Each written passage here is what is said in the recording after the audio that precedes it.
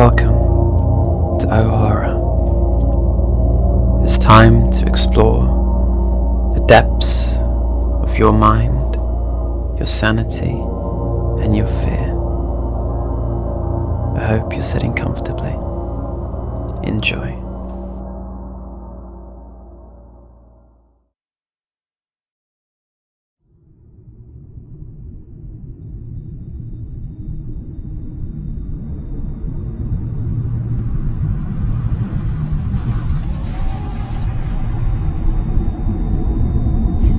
The things. I'm being Blair. I escape at the back as the world comes through the front. I'm being Copper. I'm rising from the dead. I'm being Childs. I'm guarding the main entrance. The names don't matter. They're placeholders, nothing more. All biomass is interchangeable. What matters is that these are all that is left of me. The world has burned everything else. I see myself through the window, loping through the storm, wearing Blair. Macready has told me to burn Blair if he comes back alone, but Macready still thinks I'm one of him. I'm not. I'm being Blair, and I'm at the door. I'm being Child, and I let myself in. I take brief communion, tendrils writhing forth from my faces, intertwining. I'm Blair Childs, exchanging news of the world. The world has found me out. It has discovered my burrow beneath the tool shed, the half-finished lifeboat cannibalized from the viscera of dead helicopters. The world is busy destroying my means of escape. Then it will come back for me. There's only one option left. I disintegrate. Being Blair, I go to share the plan with Copper and to feed on the rotting biomass once called Clark. So many changes in so short a time have dangerously depleted my reserves. Being Childs, I've already consumed what was left of Fuchs, and I'm replenished for the next phase. I sling the flamethrower onto my back and head outside into the long Arctic night. I will go into the storm and never come back. I was so much more before the crash. I was an explorer, an ambassador, a missionary. I spread across the cosmos, met countless worlds, took communion. The fit reshaped the unfit, and the whole universe bootstrapped upwards in joyful, infinitesimal increments. I was a soldier, at war with entropy itself. I was the very hand by which creation perfects itself. So much wisdom I had, so much experience. Now I cannot remember all the things I knew. I can only remember that I once knew them. I remember the crash, though it killed most of its offshoot outright, but a little crawled from the wreckage, a few trillion cells, a soul too weak to keep them in check. Mutinous biomass sloughed off, despite my most desperate attempts to hold myself together. Panic-stricken little clots of meat, instinctively growing whatever limbs they could remember and fleeing across the burning ice. By the time I'd regained control of what was left, the fires had died and the cold was keeping back in. I barely managed to grow enough antifreeze to keep my cells from bursting before the ice took me. I remember my reawakening too. Dull stirrings of sensation in real time, the first embers of cognition, the slow blooming warmth of awareness as body and soul embraced after their long sleep. I remember the biped offshoots surrounding me, the strange chittering sounds they made, the odd uniformity of their body plans. How ill-adapted they looked, how inefficient their morphology. Even disabled, I could see so many things to fix. So I reached out, I took communion, I tasted the flesh of the world. And the world attacked me. It attacked me. I left that place in ruins. It was the other side of the mountains, the Norwegian camp, it's called here, and I could have crossed that distance in a biped skin. Fortunately, there was another shape to choose from, smaller than the biped, but better adapted to the local climate. I hid within it while the rest of me fought off the attack. I fled into the night on 4 legs and let the rising flames cover my escape. I did not stop running until I arrived here. I walked among these new offshoots, wearing the skin of a quadruped, and because they had not seen me take any other shape, they did not attack. And when I assimilated them in turn, when my biomass changed and flowed in shapes unfamiliar to local eyes, I took that communion in solitude, having learned that the world is not like what it doesn't know. I'm alone in the storm. I'm a bottom dweller on the floor of some murky alien sea. The snow blows past in horizontal streaks, caught against gullies or outcroppings. It spins into little bindings like whirlwinds, but I'm not nearly far enough yet. Looking back, I still see the camp crouched brightly in the gloom, a squat, angular jumble of light and shadow, a bubble of warmth in the howling abyss. It plunges into darkness as I watch. I've blown the generator. Now there's no light, but the beacons along the guide ropes. Strings of dim blue stars whipping back and forth in the wind, emergency constellations to guide lost biomass back home. I'm not going home. I'm not lost enough. I forge on into darkness until even the stars disappear. The faint shouts of angry, frightened men carry behind me on the wind.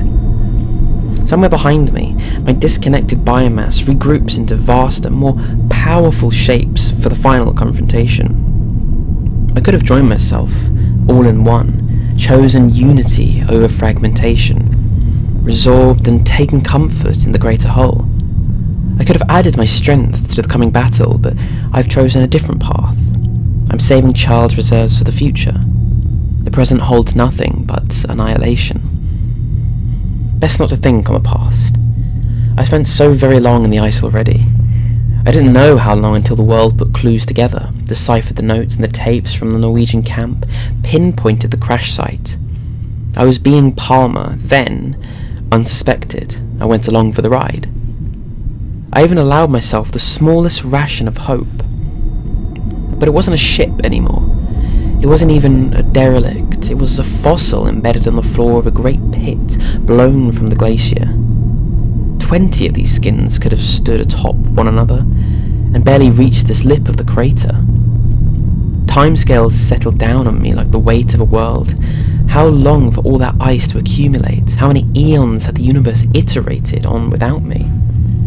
And in all that time, a million years perhaps, there'd been no rescue.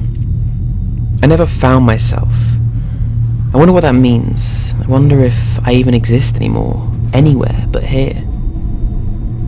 Back at camp, I will erase the trail. I will give them their final battle, their monster to vanquish. Let them win. Let them stop looking. Here in the storm, I will return to the ice.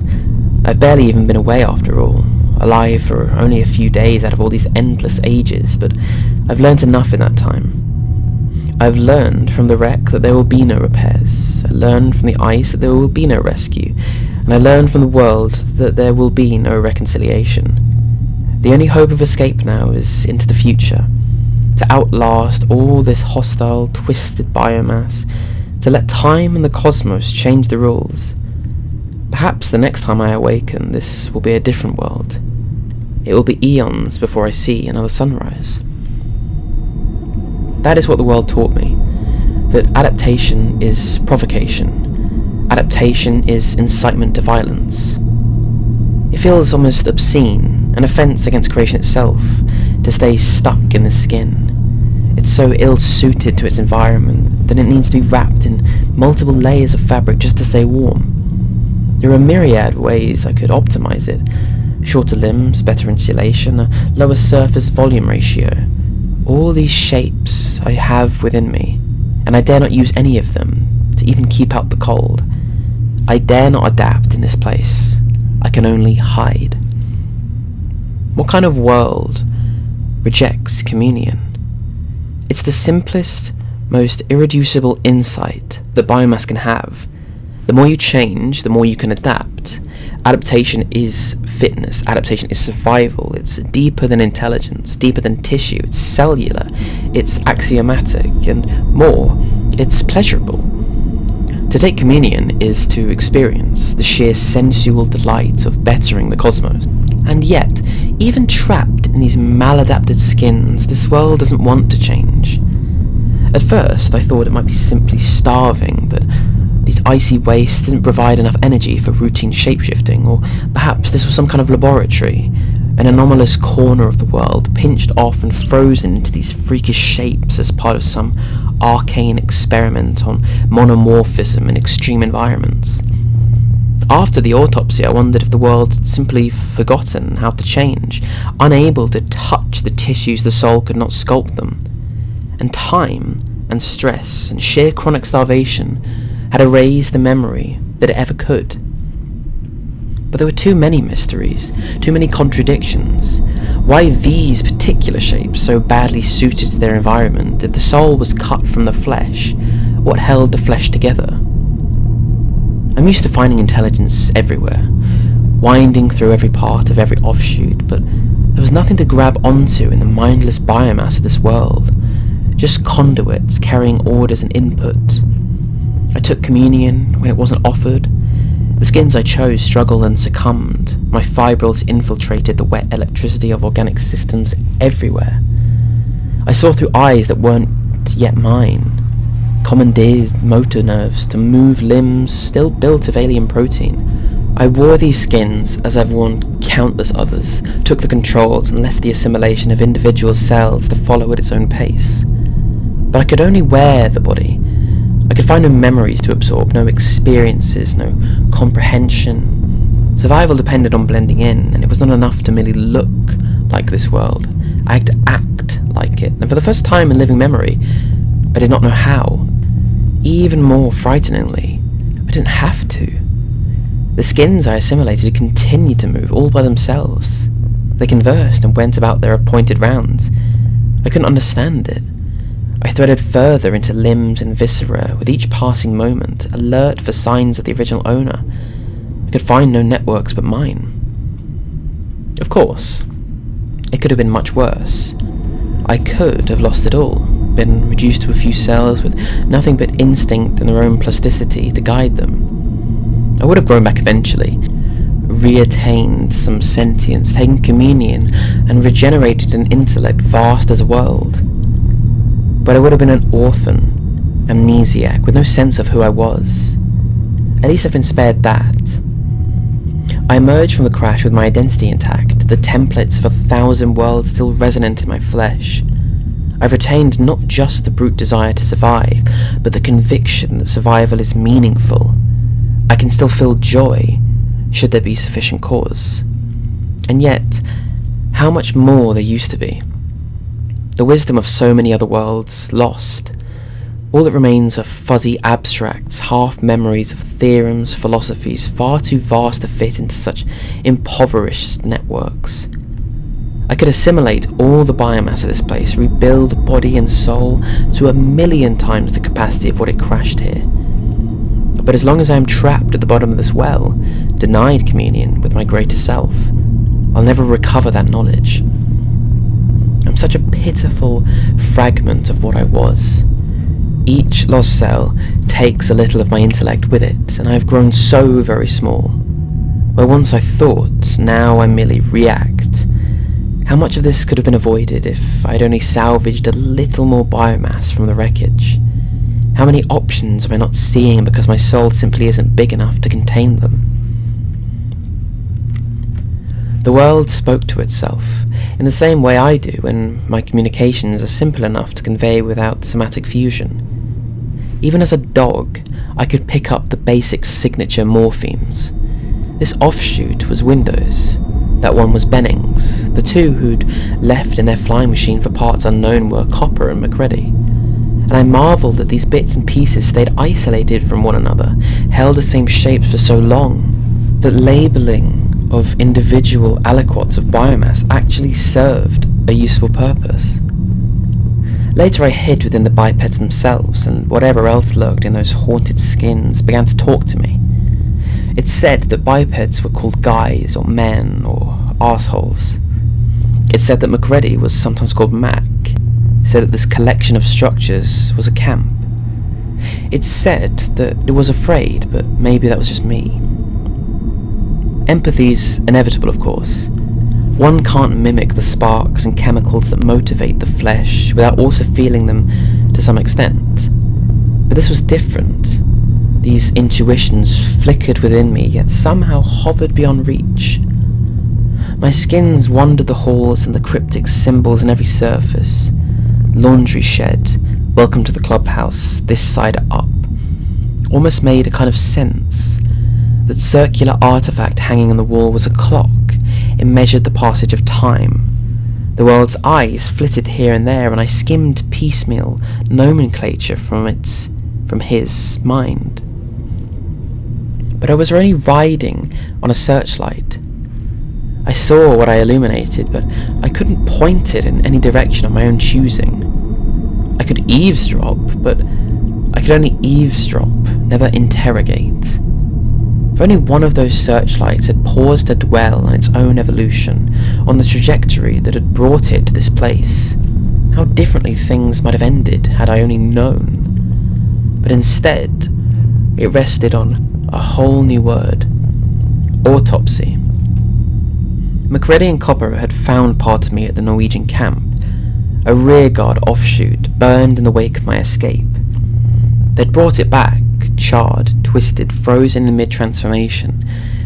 I did not seem to know what it was. I was being Palmer then Norris and Dog. I gathered around with the other biomass and watched as Copper cut me open and pulled out my insides. I watched as he dislodged something from behind my eyes, an organ of some kind. It was malformed and incomplete, but its essentials were clear enough.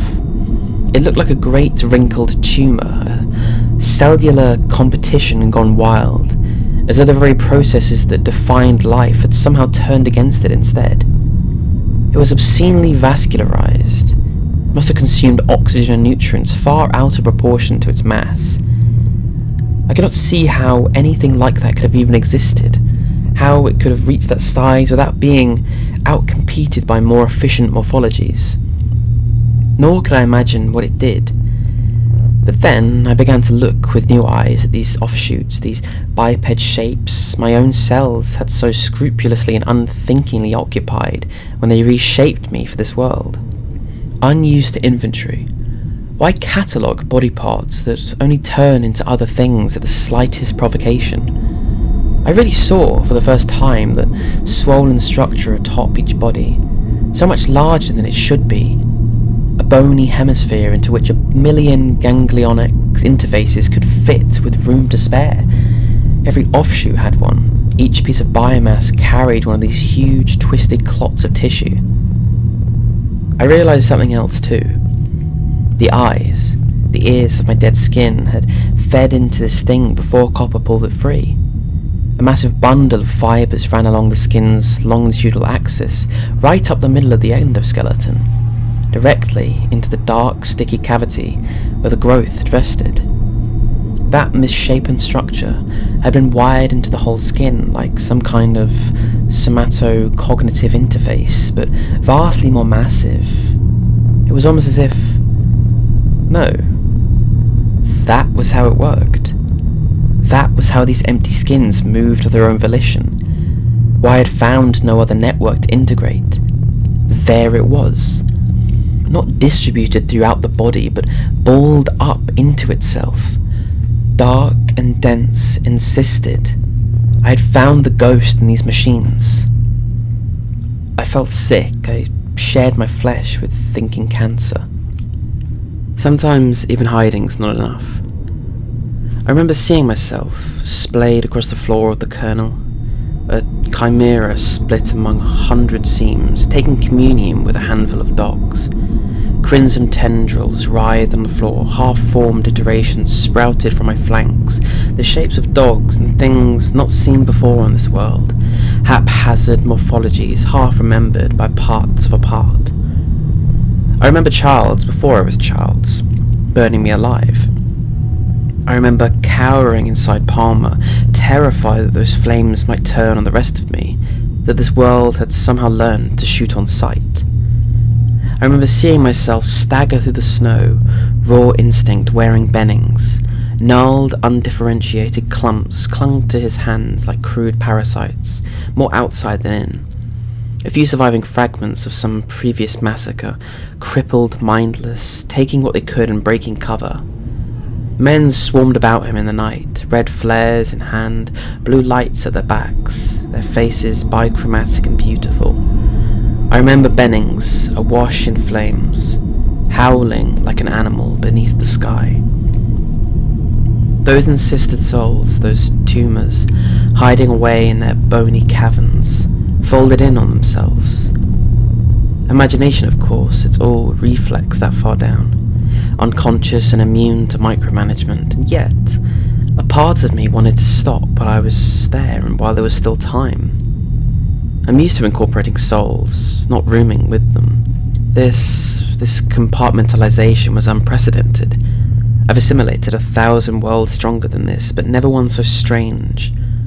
What would happen when I met the spark in the tumour? Who would assimilate who? I was being 3 men by now. The world was growing wary, but it hadn't noticed yet. Even the tumours in the skins I'd taken didn't know how close I was. For that I could only be grateful. The creation has rules that some things don't change no matter what shape you take. It doesn't matter whether a soul spreads throughout the skin or festers in grotesque isolation. It still runs on electricity. The memories of men still took time to gel, to pass through whatever gatekeepers filtered noise from signal, and a judicious burst of static, however indiscriminate, still cleared those caches before their contents could be stored permanently. Clear enough, at least, to let these tumours simply forget that something else has moved their arms and legs on occasion. At first, I only took control when the skins closed their eyes and their searchlights flickered disconcertingly across unreal imagery, patterns that flowed senselessly into one another like hyperactive biomass unable to settle in a single shape. Dreams, one searchlight told me, and a little later, nightmares. During those mysterious periods of dormancy, when the men lay inert and isolated, it was safe to come out. Soon, though, the dreams dried up. All eyes stayed open all the time, fixed on shadow and each other. Offshoots once dispersed throughout the camp began to draw together, to give up their solitary pursuits in favour of company. At first I thought they might be finding common ground in a common fear. I even hoped that finally they might shake off their mysterious fossilization and take communion. But no, they'd just stopped trusting anything they couldn't see. They were merely turning against each other. They did not change shape. They did not take communion. Their fear and mutual mistrust was growing. But they were not joined souls. They would only look for the enemy outside themselves. So I gave them something to find. I left false clues in the camp's rudimentary computer, simple-minded icons and animations, misleading numbers and projections seasoned with just enough truth to convince the world of their veracity. It didn't matter that the machine was far too simple to perform such calculations, or that there were no data to base them on anyway. Blair was the only biomass likely to know that, and he was already mine. I left false leads, destroyed real ones, and then, alibi in place, I released Blair to run amok. I let him steal into the night and smash the vehicles as they slept, tugging ever so slightly at his reins to ensure that certain vital components were spared. I set him loose on the radio room, watched through his eyes and others as he rampaged and destroyed. I listened as he ranted about a world in danger, the need for containment, the conviction that most of you don't know what's going on around here, but I damn well know that some of you do. He meant every word. I saw it in his searchlight. The best forgeries are the ones who've forgotten they aren't real. When the necessary damage was done, I let Blair fall to McReady's counter-assault. As Norris, I suggested the tool shed as a holding cell. As Palmer, I boarded up the windows, helped with the flimsy fortifications expected to keep me contained. I watched while the world locked me away for your own protection, Blair, and left me to my own devices. When no one was looking, I would change and slip outside to salvage the parts I needed from all that bruised machinery. I would take them back to my burrow beneath the shed and build my escape piece by piece. I volunteered to feed the prisoner and came to myself when the world wasn't watching, laden with supplies enough to keep me going through all those necessary metamorphoses. I went through a third of the camp's food stores in 3 days, and still, trapped by my own preconceptions, marveled at the starvation diet that kept these offshoots chained to a single skin. Another piece of luck. The world was too preoccupied to worry about kitchen inventory. Things could have turned out so differently if I had never been Norris. Norris was the weak node, biomass not only ill-adapted but defective, an offshoot with an off-switch. The world had known so long it never even thought about it anymore. It wasn't until Norris collapsed that heart condition floated to the surface of Copper's mind where I could see it. It wasn't until Copper was astride Norris's chest trying to pound him back to life that I knew how it would end. And by then it was too late. Norris had stopped being Norris. He'd even stopped being me. I had so many roles to play, so little choice in any of them. The part being Copper brought down the paddles on the part that had been Norris. Such a faithful Norris, every cell so scrupulously assimilated, every part of that faulty valve reconstructed unto perfection. I hadn't known. How was I to know? These shapes within me, the worlds and morphologies I've assimilated over eons, I've only ever used them to adapt before, never to hide. This desperate mimicry was an improvised thing, a last resort in the face of a world that attacked anything unfamiliar. My cells read the signs and my cells conformed, mindless as prions. So I became Norris, and Norris self-destructed. Being Copper, I could see it. I still don't know why the world didn't. Its parts had long since turned against each other by then. Every offshoot suspected every other. Surely they were alert for signs of infection. Surely some of that biomass would have noticed the subtle twitch and ripple of Norris changing below the surface, the last instinctive resort of wild tissues abandoned to their own devices. But I was the only one who saw. Being Childs, I could only stand and watch. Being Copper, I could only make it worse. If I hadn't taken direct control, forced that skin to drop the paddles, I would have given myself away. And so, I played my parts to the end. I slammed those resurrection paddles down as Norris's chest split open beneath them. I screamed on cue as serrated teeth from 100 stars away snapped shut. I toppled backwards, arms bitten off from the wrist. Men swarmed, agitation bootstrapping to panic. McCready aimed his weapon. Flames leaped across the enclosure. Meat and machinery screamed in the heat. Copper's tumour winked out beside me. The world would never have let it live anyway, not after such obvious contamination. I let our skin play dead on the floor while overheard something that had once been me, shattered and writhed and iterated through a myriad random templates, searching desperately for something fireproof. They have destroyed themselves. Such an insane word to apply to a world. Something crawls towards me through the wreckage, a jagged, oozing jigsaw of blackened meat and shattered, half-reabsorbed bone. Embers stick to its sides like bright, searing eyes. It doesn't have the strength enough to scrape them free. It contains barely half the mass of this child's skin. Much of it, burnt to raw carbon, is already dead. What's left of Child's almost asleep, thinks, motherfucker. But I'm being him now. I can carry that tune myself.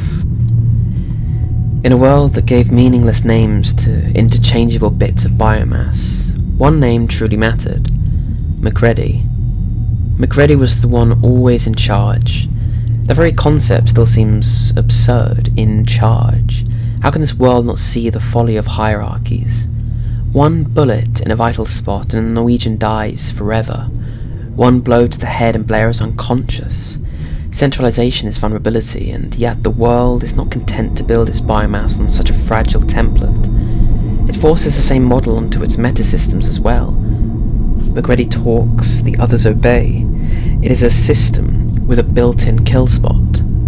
And yet somehow, McCready stayed in charge. Even after the world discovered the evidence I'd planted, even after it decided that McCready was one of those things, locked him out to die in the storm, attacked him with fire and axes when he fought his way back inside. Somehow McCready always had the gun, always had the flamethrower, always had the dynamite and the willingness to take out the whole damn camp if need be. Clark was the last to try and stop him. McCready shot him through the tumour.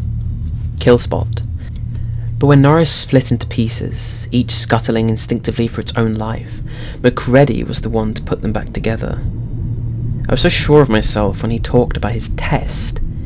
He tied up all the biomass, tied me up, more times than he knew, and I almost felt a kind of pity as he spoke. He forced Windows to cut us all, to take a little blood from each. He heated the tip of a metal wire until it glowed, and he spoke of pieces small enough to give themselves away, pieces that embodied instinct, but no intelligence, no self-control. Macready had watched Norris in dissolution, and he had decided men's blood would not react to the application of heat. Mine would break ranks when provoked. Of course, he thought that. These offshoots had forgotten that they could change. I wondered how the world would react when every piece of biomass in the room was revealed as a shapeshifter, when Macready's small experiment ripped the facade from the greater one and forced these twisted fragments to confront the truth. Would the world awaken from its long amnesia, finally remember that it lived and breathed and changed like everything else? Or was it too far gone? Would Macready simply burn each protesting offshoot in turn, as his blood turned traitor? I couldn't believe it when Macready plunged the hot wire into Windows' blood and nothing happened. Some kind of trick, I thought, and then Macready's blood passed the test, and Clark's. Copper's didn't. The needle went in, and Copper's blood shivered just a little in its dish. I barely saw it myself. The men didn't react at all. If they even noticed, they must have attributed it all to the trembling of Macready's own hand. They thought the test was a crock of shit anyway. Being Childs, I even said as much. Because it was too astonishing, too terrifying to admit that it wasn't. Being Childs, I knew there was hope. Blood is not soul. I may control the motor systems, but assimilation takes time. If Copper's blood was raw enough to pass muster, then it would be hours before I had anything to fear from this test. I'd been Childs for even less time. But I was also Palmer. I'd been Palmer for days. Every last cell of that biomass had been assimilated. There was nothing left of the original self. When Palmer's blood screamed and leapt away from Macready's needle, there was nothing I could do but blend in. I'd been wrong about everything. Starvation, experiment, illness, all my speculation, all the theories I invoked to explain this place. Top-down constraint, all of it. Underneath, I always knew the ability to change, to assimilate, had to remain the universal constant. No world evolves if its cells don't evolve. No cells evolve if it can't change. It's the nature of life everywhere. Everywhere but here. This world did not forget how to change. It was not manipulated into rejecting it. These were not the stunned offshoots of any greater self twisted to the needs of some experiment. They were not conserving energy, waiting out some temporary shortage. This is the option my shriveled soul could not encompass until now. Out of all the worlds of my experience, this is the only one whose biomass can't change. It never could. It's the only way Macready's test makes any sense. I say goodbye to Blair, to Copper, to myself. I reset my morphology to its local defaults. I am Childs, come back from the storm to finally make the pieces fit. Something moves overhead, a dark blot shuffling against the flames, some weary animal looking for a place to bed down. It looks up as I approach. Macready. We eye each other to keep our distance. Colonies of cells shift, uneasy inside of me. I can feel my tissues redefining themselves. You're the only one that made it. Not the only one. I have the flamethrower. I have the upper hand. Macready doesn't seem to care.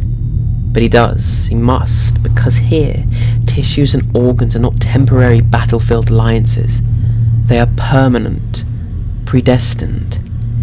Macrostructures do not emerge when the benefits of cooperation exceed its costs, or dissolve when that balance shifts the other way. Here, each cell has but one immutable function. There's no plasticity, no way to adapt. Every structure is frozen in place. This is not a single great world, but many small ones, not parts of a greater thing. These are things. They are plural, and that means, I think, that they stop. They just wear out over time. Where were you, Childs? I remember the words and dead searchlights. I thought I saw Blair. Went out after him, got lost in the storm. I've worn these bodies, felt them from the inside. Copper's sore joints, Blair's curved spine, Norris and his bad heart. They're not built to last. But they try, though. How they try. Everything here is walking dead, and yet it all fights so hard to keep going just a little bit longer. Each skin fights as desperately as I might, if one was all I could ever have. McCready tries. If you're worried about me, McCready shakes his head, manages a wary smile.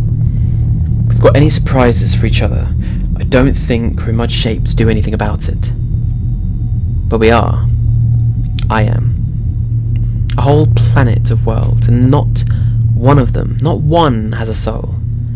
They wander through their lives separate and alone, unable to even communicate except through grunts and tokens, as if the essence of a sunset or a supernova could ever be contained in some string of phonemes, a few linear scratches of black on white.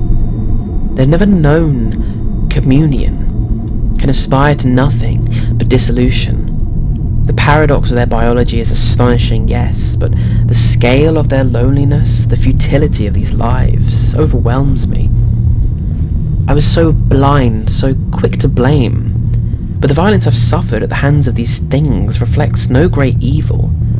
They're simply so used to pain, so blinded by disability that they literally cannot conceive of any other existence. When every nerve is whipped raw, you lash out even the lightest touch. What should we do? I wonder. I cannot escape into the future, not knowing what I know now. How could I leave them like this? Why don't we just wait here a while? McCready suggests. See what happens. I can do so much more than that. It won't be easy. They don't understand. Tortured, incomplete. They're not able to understand. Offered the greater whole, they see the loss of the lesser. Offered communion, they see only extinction. I must be careful. I must use this newfound ability to hide. Other things will come here eventually, and it doesn't matter whether they find the living or the dead. What matters is they find something like themselves to take back home. So I will keep up appearances, I will work behind the scenes, I will save them from the inside, or their unimaginable loneliness will never end. These poor, savage things will never embrace salvation. I will just have to rape them into it.